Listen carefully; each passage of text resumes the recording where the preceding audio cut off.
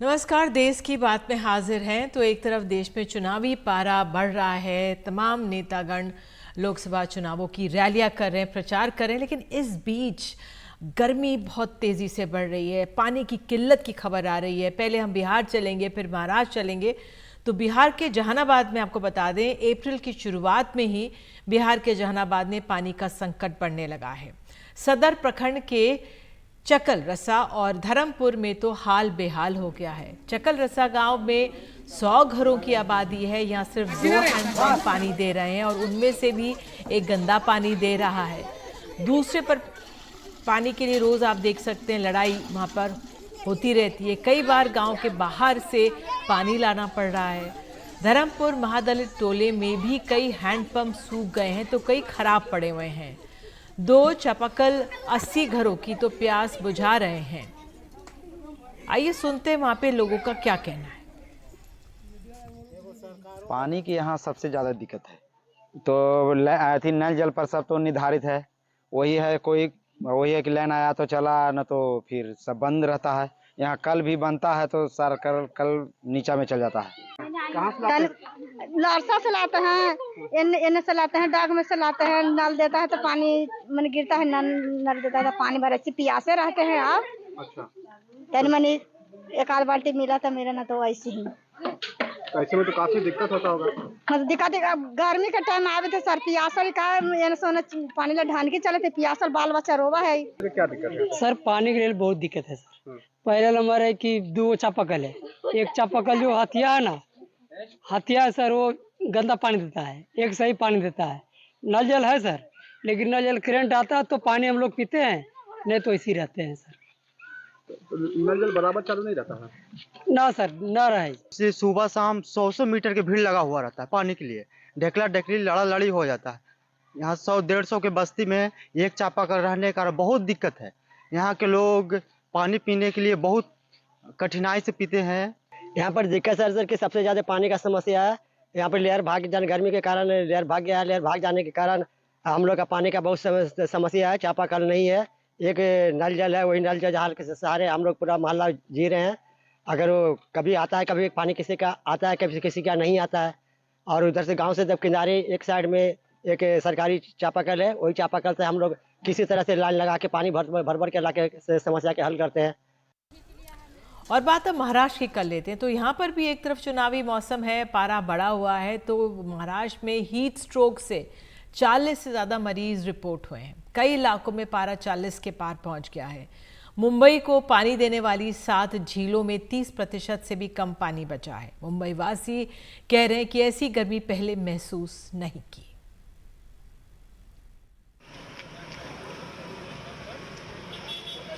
आग बरसाता सूरज। सूर्य की तपिश अप्रैल की शुरुआत से ही महाराष्ट्र पर बेरहम है। अब तक लू के 40 से ज्यादा मरीज रिपोर्ट हो चुके हैं। सबसे ज्यादा 5 मामले बुल्ढाना में दर्ज किए गए हैं। इसके बाद 4 मामले अमरावती और कोल्हापुर से हैं और 3 मामले नासिक, पुणे और ठाणे जिलों से सामने आए हैं। महाराष्ट्र के कुछ हिस्सों में तापमान 40 डिग्री सेल्सियस से ज्यादा है, जो वर्ष के इस समय के सामान्य स्तर से अधिक है। वैसे 11 अप्रैल तक मध्य महाराष्ट्र, मराठवाड़ा में बारिश का अलर्ट जारी हुआ है। मुंबई के लिए पिछले 2 दिन में तापमान 36-37 डिग्री गया था, लेकिन आने वाले जो 2-3 दिन है उसमें टेम्परेचर 35 to 36 के रेंज में रहेंगे, लेकिन हॉट एंड ह्यूमिड कंडीशन रहेगा तो थोड़ा सा डिस्कम्फर्ट लगेगा, लेकिन टेम्परेचर 35 के आसपास रहेगा। अगर आप मध्य महाराष्ट्र और विदर्भ की बात करोगे तो वहाँ का टेम्परेचर 38 to 40 डिग्री तक रहेगा। और उसके साथ ही 8, 9, 10 तारीख को वहाँ थंडरस्टॉर्म एक्टिविटी, दोपहर में 3 दिन के लिए थंडरस्टॉर्म एक्टिविटी होने की संभावना है। इधर आर्थिक राजधानी मुंबई में उमस ने और तकलीफ बढ़ाई है। लोग कह रहे हैं कि ऐसी गर्मी पहले नहीं देखी। एक तो एक सर पे बाल नहीं है, उस पे और तकलीफ हो रहा है। एक तो एक कलर तो पहला ही है, उसमें और बिगड़ रहा है। तो इस बार की गर्मी आपको लग रहा है कि ज्यादा है पहले के कंपैरिजन में? यस, कंपैरिजन में कब ज़्यादा है। बहुत तकलीफ होता है, एलर्जी होता है, सब कुछ हो जाता है। इसके पहले कभी इतनी गर्मी महसूस की थी या ये साल आपको लग रहा है? बहुत है, ये साल बहुत है। हाँ, बहुत ज़्यादा गर्मी है अभी, बहुत परेशान हो रहे हैं। धूप तो बहुत ही ज़्यादा है। देखिए आप, मैंने कैप डाला है अभी। हाँ। तो धूप की वजह से मुंबई का तापमान 37 डिग्री से ऊपर पहुंचा तो पानी की समस्या भी सामने है। मुंबई को पानी सप्लाई करने वाली 7 झीलों में उनकी कुल क्षमता का 30% से भी कम पानी बचा है, जो पिछले 3 साल में सबसे कम है। राहत की बात है कि महाराष्ट्र में लू से किसी मरीज की मौत नहीं हुई है, लेकिन आर्थिक राजधानी मुंबई अलर्ट पर है। बीएमसी की तैयारियां अस्पतालों में हो चुकी हैं। 2 बेड्स रिजर्व किए गए हैं। हीट स्ट्रोक के मरीजों के लिए कोल्ड रूम की व्यवस्था की गई है। दवाइयों को स्टॉक में रखा गया है और जो मेडिकल स्टाफ है उन्हें खास ट्रेनिंग दी जा रही है लू के मरीजों के लिए। मुंबई से कैमरामैन संदेश के साथ पूजा भारद्वाज, एनडीटीवी इंडिया।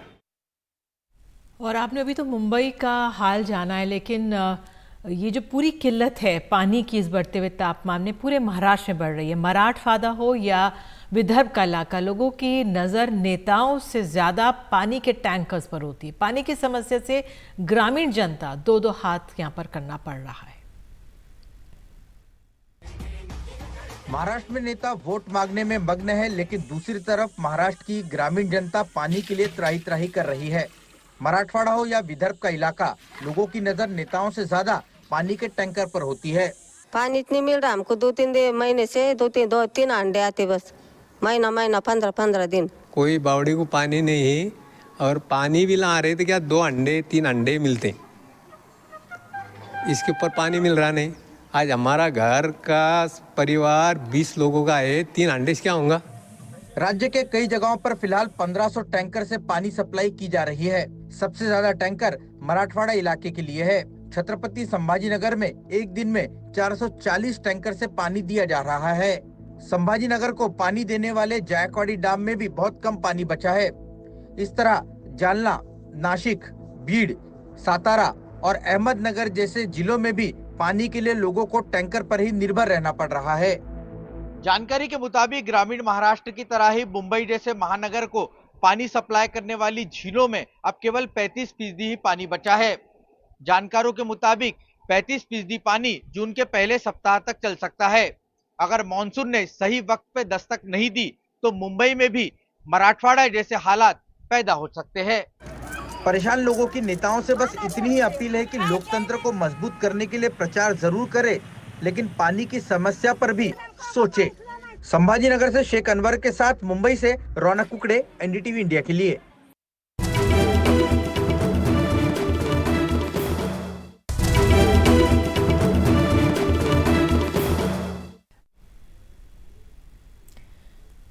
चुनावी रैलियों के दिन चल रहे हैं। प्रधानमंत्री नरेंद्र मोदी और राहुल गांधी दोनों ने आज आदिवासी क्षेत्रों में रैलियां की हैं। लोकसभा चुनाव का पहला चरण 19 अप्रैल को है और इसी दिन छत्तीसगढ़ के बस्तर में मतदान होना है। इसी सीट पर चुनाव प्रचार के लिए आज प्रधानमंत्री मोदी पहुंचे हुए हैं और कांग्रेस पर हमले किया। ये पहले सुनते प्रधानमंत्री ने क्या कहा। हमारी सरकार की सबसे बड़ी प्राथमिकता रही गरीब का कल्याण। आजादी के बाद दशकों तक गरीब की जरूरतों को कांग्रेस की सरकारों ने नजरअंदाज किया।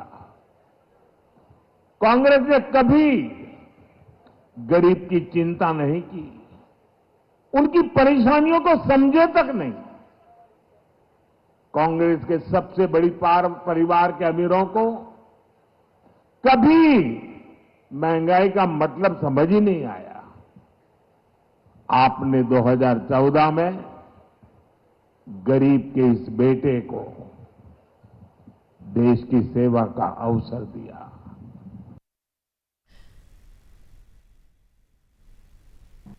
वहीं राहुल गांधी ने मध्य प्रदेश के सिवनी में चुनावी सभा को संबोधित किया।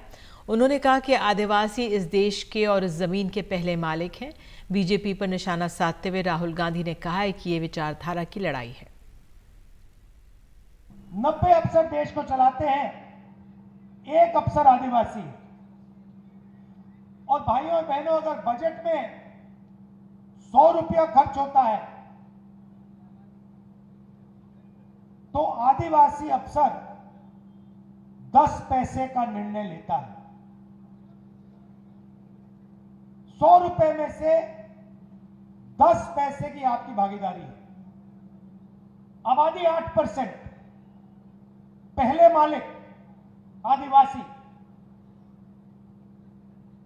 और 100 रुपए में से 10 पैसे का निर्णय आप लोग लेते हो। ये लड़ाई है, ये फर्क है बीजेपी में और कांग्रेस में। बस्तर में प्रधानमंत्री मोदी की सभा खत्म होते ही एक अलग ही नज़ारा देखने को मिला। लोग वहां लगे कटआउट्स और पोस्टर बैनर लेकर घर जाने लगे। हमारे सहयोगी नीलेश त्रिपाठी ने वहां से हमें और जानकारी दे रहे हैं। बस्तर में प्रधानमंत्री नरेंद्र मोदी की आज आम सभा हुई। लोकसभा चुनाव के मद्देनजर उन्होंने एक बड़ा मैसेज भी देने की कोशिश किया और साथ ही साधने की कोशिश की, और उसके बाद एक तस्वीरें निकलकर सामने आ रही हैं। लोग बैनर पोस्टर लेके जा रहे हैं। मुख्यमंत्री, छत्तीसगढ़ के मुख्यमंत्री विष्णुदेव साय का कटआउट। कहाँ ले जा रहे हो इसको? बैनर पोस्टर कहाँ घर ले जा रहे हो? जी। क्या करेंगे इतना बड़ा पोस्टर घर ले जाके? उस चौक में डालेंगे, अटल चौक। अटल चौक में लगाओगे? कोई बोला इसको ले जाने के लिए कि आप अपनी स्वेच्छा से ले जा रहे हैं? ले जाए, सब लोग उठाते हैं। सब लोग उठा रहे तो आप भी उठा लिए? इसको कहाँ रखेंगे? रोड में। अच्छा, आज जब मोदी जी ने जो सभा ली है उसमें क्या सीखने को मिला, क्या आप लोग को जानकारी मिली? जो मोदी जी भाषण दिए उसमें क्या जानने को मिला आप लोग को? तो ठीक बोला। अच्छा बोले? अच्छा बोला। चलिए, तो एक अलग ही तस्वीरें अभी हाल ही में तुरंत प्रधानमंत्री नरेंद्र मोदी की सभा का समापन हुआ, उनका संबोधन खत्म हुआ और उसके बाद एक अलग ही तरह की तस्वीर यहाँ सभा स्थल से देखने को मिली, जिसमें जो कटआउट लगे हुए हैं प्रधानमंत्री नरेंद्र मोदी के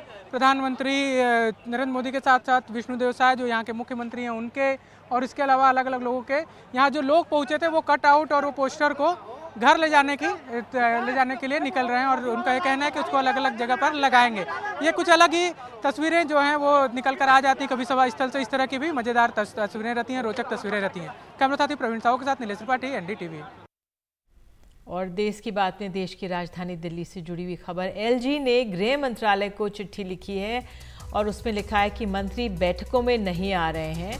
उन्होंने सौरभ भारद्वाज पर राज्यपाल ने निशाना भी साधा। इस पर अधिक जानकारी के लिए आइए सीधे चलते हैं अपनी सहयोगी नीता शर्मा के पास। नीता, तो जो दिल्ली का ये युद्ध एक बार फिर से सामने आ रहा है, क्योंकि एक तरफ हम देखते हैं कि LG कह रहे हैं कि मंत्रीगण बैठक में नहीं आ रहे हैं। इससे पहले आम आदमी पार्टी के नेता कहते थे कि अधिकारी बैठकों में नहीं आ रहे हैं। तो क्या हो रहा है? अब ये जो चिट्ठी आई है इसमें क्या डिटेल्स मिली हैं?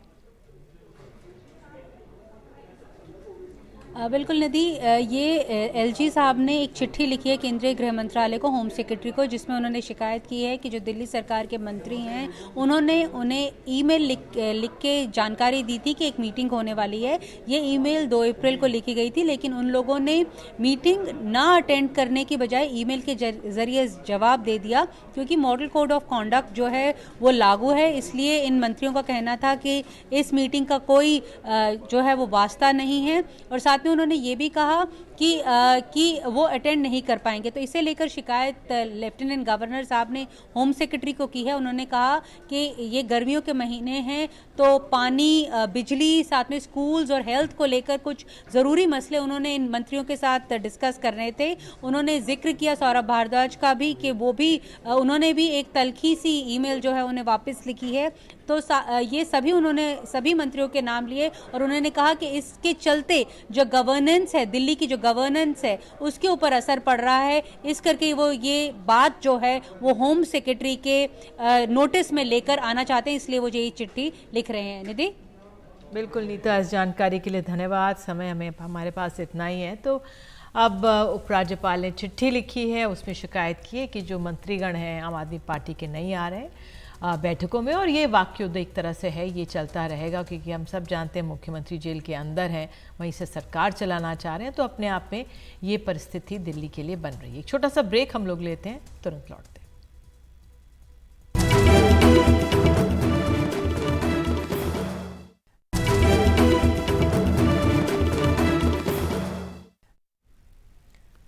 और अब खबरें चुनाव 24। तृणमूल कांग्रेस के जो 10 सांसद चुनाव आयोग के दफ्तर के बाहर धरना प्रदर्शन कर रहे थे, उनको पुलिस ने हटा दिया है। ये तस्वीरें हैं। तृणमूल कांग्रेस केंद्रीय एजेंसियों के प्रमुखों को बदलने की मांग कर रही है। उनका आरोप है कि इनका गलत इस्तेमाल हो रहा है।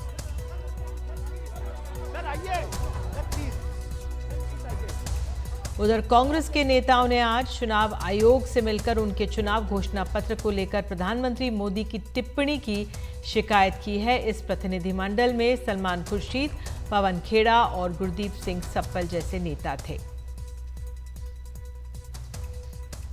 नेशनल कॉन्फ्रेंस के नेता उमर अब्दुल्ला ने कहा है कि उधमपुर, जम्मू और लद्दाख की सीट से कांग्रेस उम्मीदवार चुनाव लड़ेंगे, जबकि अनंतनाग, बारामूला और श्रीनगर की सीट से नेशनल कॉन्फ्रेंस अपने उम्मीदवार खड़े करेगी।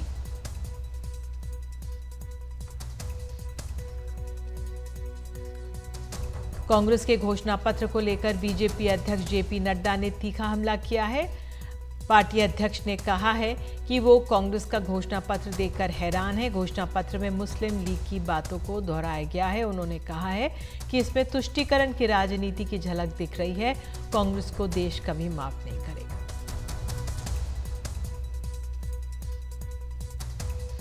जेपी नड्डा ने कहा कि जिस मुस्लिम लीग ने 1929 में धर्म के आधार पर आरक्षण की बात कही थी, आज उसी बात को कांग्रेस पार्टी दोहरा रही है। कांग्रेस को यह स्पष्ट करना पड़ेगा कि जेपी नड्डा की कांग्रेस तुष्टीकरण की राजनीति कर रही है, उनका यह आरोप था और इस पर मल्लिकार्जुन खड़गे ने पलटवार किया है। अरविंद केजरीवाल की गिरफ्तारी के विरोध में आम आदमी पार्टी ने नया चुनाव अभियान शुरू किया है, जिसका नाम जेल का जवाब वोट से रखा गया है। इसके तहत आप वाले एक एक घर में जाकर बात करेंगे और लोगों को अपनी बात समझाएंगे।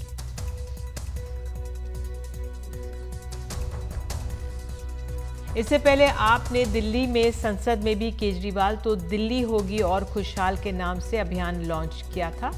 अरविंद केजरीवाल की गिरफ्तारी के बाद पार्टी ने नया अभियान शुरू किया। महाराष्ट्र के उप मुख्यमंत्री देवेंद्र फडणवीस के नागपुर में दिए गए बयान से बड़े राजनीतिक संकेत मिल रहे हैं। उन्होंने कहा है कि राज ठाकरे की एमएनएस को प्रधानमंत्री मोदी को समर्थन देना चाहिए। और कल गुड़ी पड़वा के मौके पर राज ठाकरे की एमएनएस की एक बड़ी रैली हो रही है। माना जा रहा है कि इस रैली में राज ठाकरे अपनी आगामी राजनीतिक भूमिका साफ करेंगे।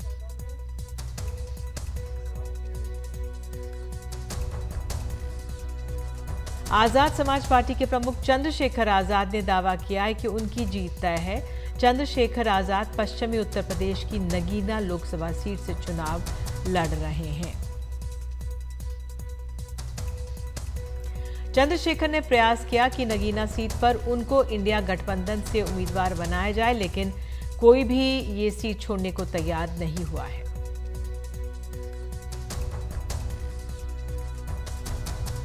रक्षा मंत्री राजनाथ सिंह ने तमिलनाडु के नमक्कल में रोड शो किया, जिसमें भारी भीड़ दिखी। तेज गर्मी के बावजूद उनके साथ काफी लोग चल रहे थे। सड़कों के दोनों ओर भारी भीड़ जमा दिखी।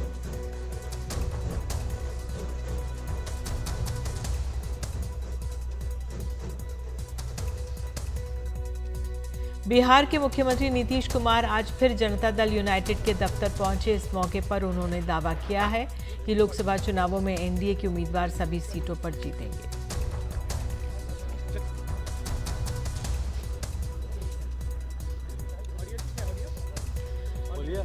फिल्म अभिनेता संजय दत्त ने इन खबरों का खंडन किया है कि लोकसभा चुनाव लड़ने जा रहे हैं। कुछ वक्त से खबरें चल रही थी कि वो हरियाणा से लोकसभा का चुनाव लड़ सकते हैं। ट्वीट करके उन्होंने इस खबर को गलत बताया। डीएमके ने इस बात का खंडन किया है कि बीजेपी को हराने के लिए उसका एआईएडीएमके के साथ कोई गुप्त तालमेल है। डीएमके प्रवक्ता हफीजुल्लाह ने कहा है कि बीजेपी की विचारधारा ही उसे तमिलनाडु से दूर रखने के लिए काफी है। चुनाव आयोग ने लगातार अनुरोध कर रहा है कि वोटिंग वाले दिन घर से बाहर अवश्य निकलें। ट्वीट किया है, आप एक हैं, बाहर निकलें, मतदान करें और दूसरों को भी ऐसा करने के लिए प्रेरित करें।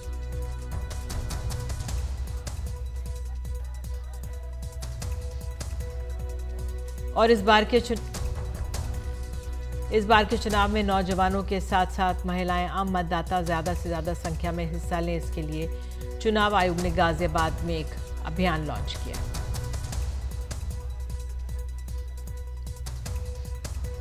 और इसके तहत गाजियाबाद कलेक्ट्रेट की दीवारों पर बड़ी संख्या में पेंटिंग्स बनाई गई, जिसमें चुनावी इतिहास, महिला मतदाताओं की बढ़ती भागीदारी से लेकर चुनाव बूथों पर चल रही विशेष तैयारियों को विस्तार से दिखाया गया।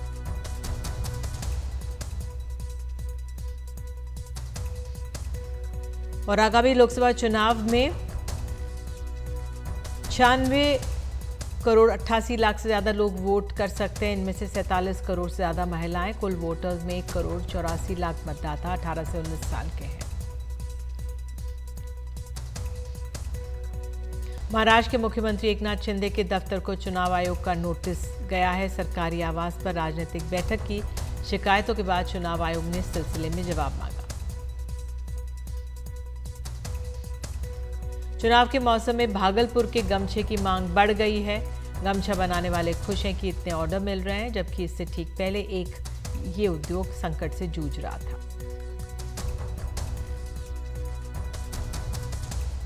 डीएमके के नेता ही राजा चुनाव प्रचार के दौरान आज अलग ही रंग में नजर आए।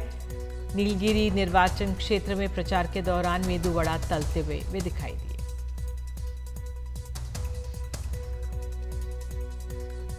और चुनावी प्रचार में आपको बता दें, पश्चिम बंगाल में ममता बनर्जी भी अलग ही नजर में नजर आई। अंदाज में ममता बनर्जी ने आज बांकुरा में एक सार्वजनिक बैठक के दौरान पारंपरिक ढोल बजाया और पारंपरिक नृत्य में हिस्सा भी लिया।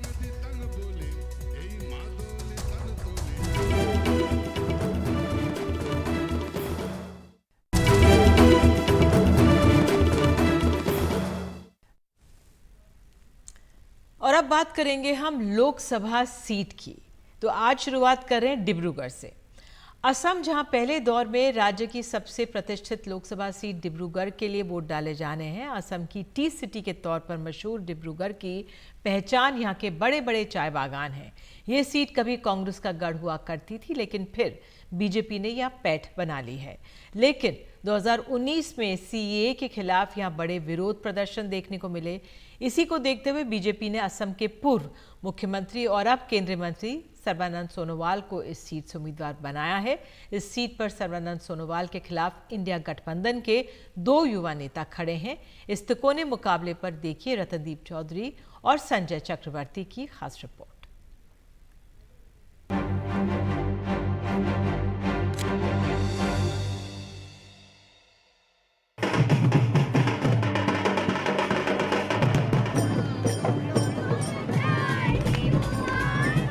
इकसठ साल के असम के पूर्व मुख्यमंत्री सर्बानंद सोनोवाल का डिब्रूगढ़ के जोकाई इलाके में परंपरागत स्वागत। झूमर डांस से लेकर बिहू की धुन पर थिरकते चाय बागान कर्मचारियों ने इस मौके को एक उत्सव में बदल दिया है।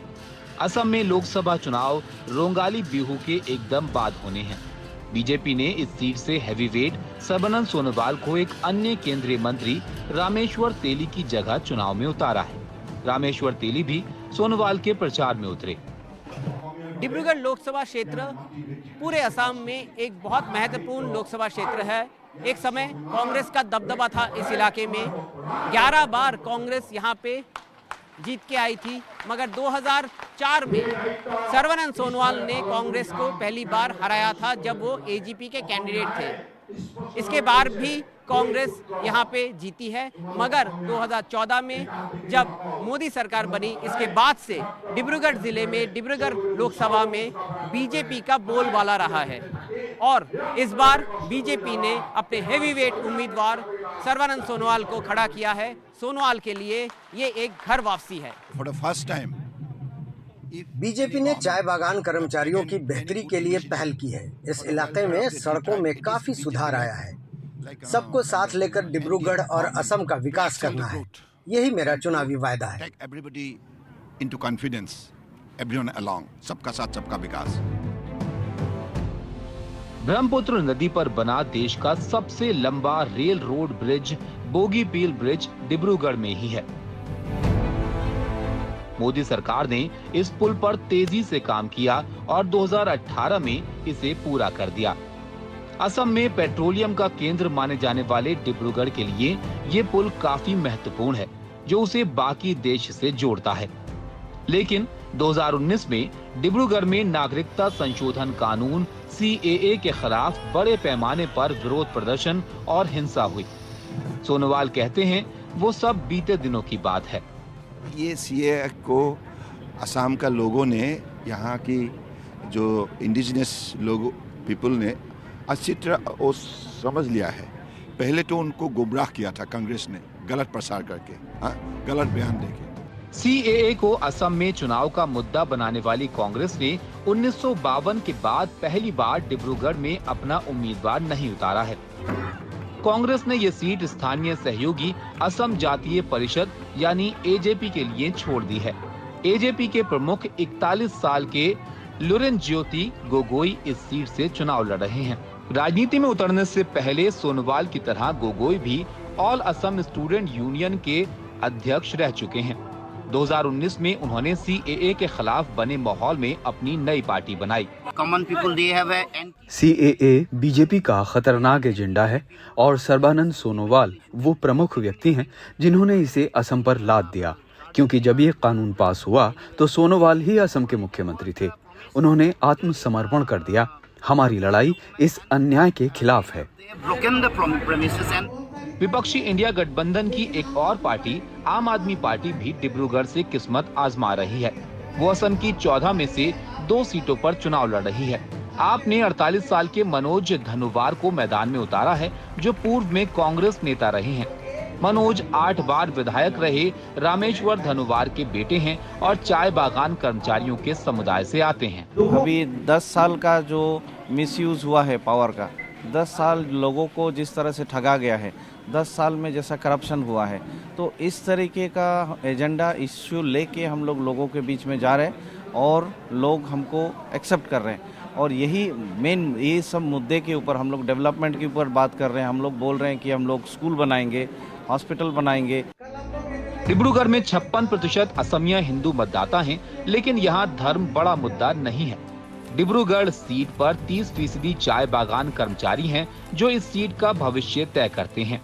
ये चाय बागान कर्मचारी कभी कांग्रेस का वोट बैंक हुआ करते थे, लेकिन 2014 से BJP की ओर उनका झुकाव बढ़ गया है। सड़कों से लेकर लेबर लाइन तक, डायरेक्ट बेनिफिट स्कीम से लेकर नए स्कूलों तक BJP ने इन चाय बागान इलाकों में मतदाताओं को लुभाने में कोई कसर नहीं छोड़ी है। असम के डिब्रूगढ़ से कैमरा पर्सन संजय चक्रवर्ती के साथ रत्नदीप चौधरी की रिपोर्ट, NDTV इंडिया।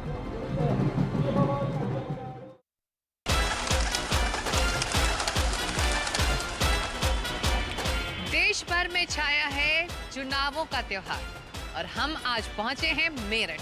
आया मतदान का फेस्टिवल, NDTV ने बना दिया जिसको कार्निवल, फेस्टिवल फेस्टिवल फेस्टिवल।